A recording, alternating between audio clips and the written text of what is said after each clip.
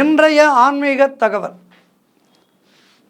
தொடர்ந்து நாம் இந்த ராமாயணத்தை பற்றி நிறைய பார்த்து கொண்டிருக்கின்றோம். அந்த வகையிலே இன்றைய நாளிலேயும் ராமாயணத்திலே இருந்து ஒரு அற்புதமான விஷயம். இந்த கவி சக்கரவர்த்தி கம்பராமாயணத்தை நமக்கு தந்தவர். தேரெழுந்தூரிலே பிறந்தவர். தமிழகத்திலே தேரெழுந்தூர் அற்புதமான ஒரு கிராமம். இந்த கிராமத்திலே பிறந்தவர் தான் கம்பர். இவரது தந்தையாருடைய பெயர் ஆதித்தன் என்பதாகும். ஜெயங்கொண்டாரும் ஒட்டக்கூத்தரும் இவருக்கு சமகாலத்தவர்கள்.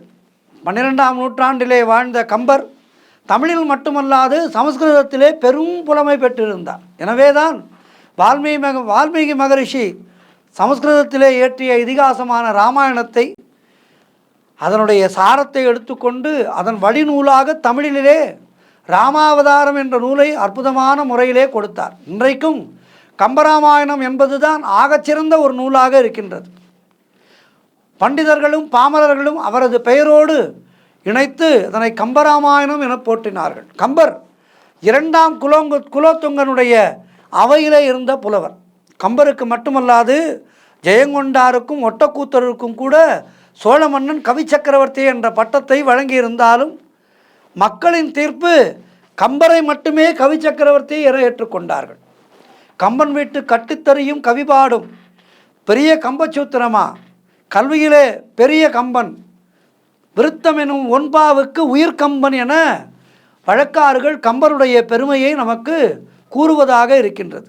ராமாயணத்தை விருத்தப்பா வகையால் பாடியதால் அதன் சிறப்பு கருதி அவ்வாறு புகழப்பட்டார் கம்பர்.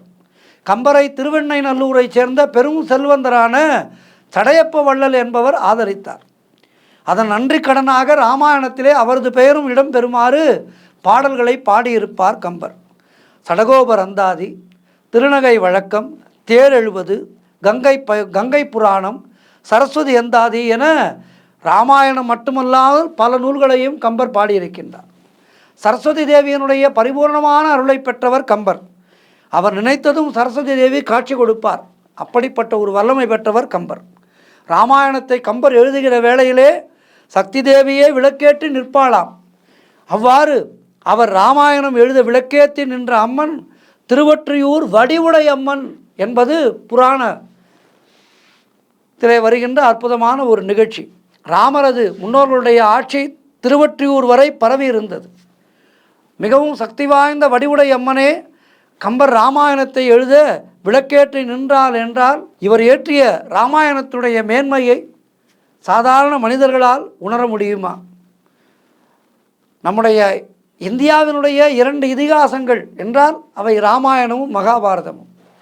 அப்படிப்பட்ட ராமாயணத்தையும் நமக்கு வடமொழியிலே இருந்து தமிழாக்கி மிகுந்த அற்புதமான முறையிலே கொடுத்த அந்த கவி சக்கரவர்த்தி கம்பரை வணங்கி வழிபடுவோம். நல்ல ஒரு புலமை ஆற்றல், நல்ல ஒரு தெய்வீக சக்தி இவையெல்லாம் நமக்கு ஏற்படுவதற்கு கம்பர் போன்ற அந்த ஆன்மீக சீலர்களை வணங்கி வளம் பெறுவோம், நலம் பெறுவோம். நன்றி, வணக்கம்.